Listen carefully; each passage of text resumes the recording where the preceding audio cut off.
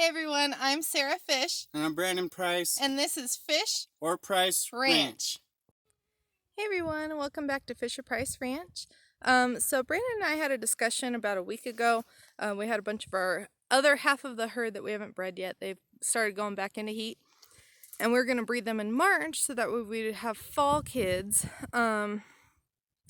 But he had the idea of having spring kids, and so after making a quick decision, we decided next time they start going into heat, we'll just start breeding them.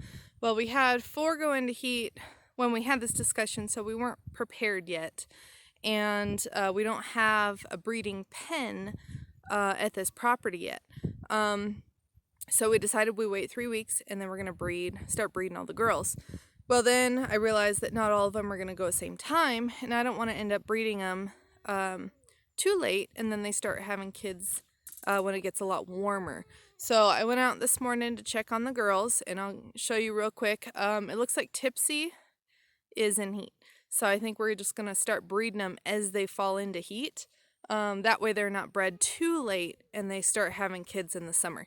So let me show you guys kind of heat signs of heat. They do cycle every 18 to 21 days, and she's definitely in heat. So I think we're going to go ahead and just breed her today. So we'll show you guys that today. All right, so our bucks are way over there, and we keep them about an acre away. That way we don't have them jumping fences or breeding through the fence, because yes, that is possible. They can breed right through this kind of fencing. So anyway, Tipsy is right here, and signs of heat are flagging their tail, wagging their tail quite a lot, and then also calling to the bucks, which she has been doing a little bit.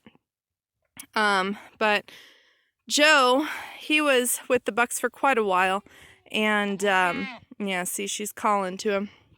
But anyway, he was with the bucks for quite a while, and there's young bucks in here, like Cypress, which is actually Tipsy's son right there, and Bruce are still intact. The rest are all wethers, but he does kind of smell like a buck, and so he will typically stand right here when the girls are in heat, so it kind of lets us know, which is nice.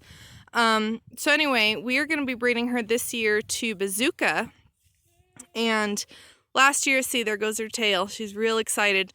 Last year, we bred her with Charleston Chew, and we retained a son out of that breeding.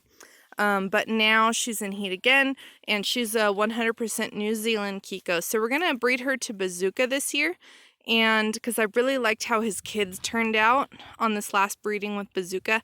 So we're going to see how this one turns out. So we're going to bring Bazooka over, because if I take her over there with all the bucks, Wrecker is going to cause a lot of ruckus, because he's top dog over there, and he'll just cause a lot of trouble. So what we're going to do is I've got a harness and a lead, and we're just going to go ahead and go grab Bazooka and walk him over into the doe pen. And I'm just going to hold on to the lead. They breed really quick. I usually, when I used to raise rabbits, we'd make sure we had 3 fall-offs is what it was called, because when they did it, the rabbit would jump up off of his back feet, and because he had nothing to hold him, he'd fall over.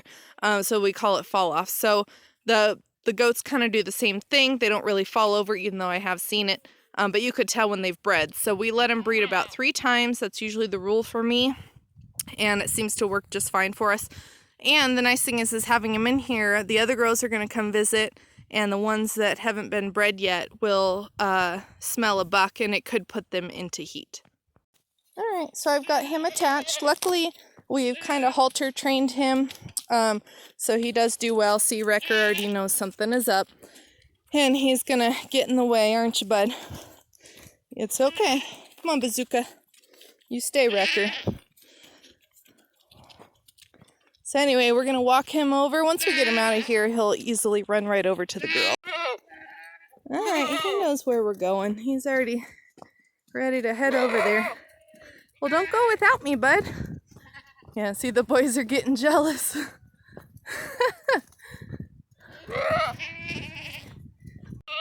All right, so we made it in the doe pen. Tipsy's already coming down. So I know the other goats are going to come down here and get in the way, so I'm going to try not to let them see him too much till he gets the job done. Yeah, see, she's definitely ready. I might breed her again tonight just to be on the safe side, because you only have so long to get him bred. So I'm just going to hold his leash because I don't want him to get loose, and in case somebody else is in heat and they're not the ones I want him to breed to.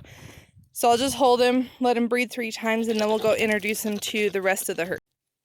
Well, good news is Pippa, who unfortunately did not take, we plan to breed her to Bazooka. Well, she is actually in heat right now as well, so it looks like we'll be able to breed 2 girls in the same day, which I really like to breed at least 2 together, because if there's ever an issue, we might be able to foster. So we're still waiting on him to take care of Tipsy, but at least now we've got 2 that are in heat, which is really good.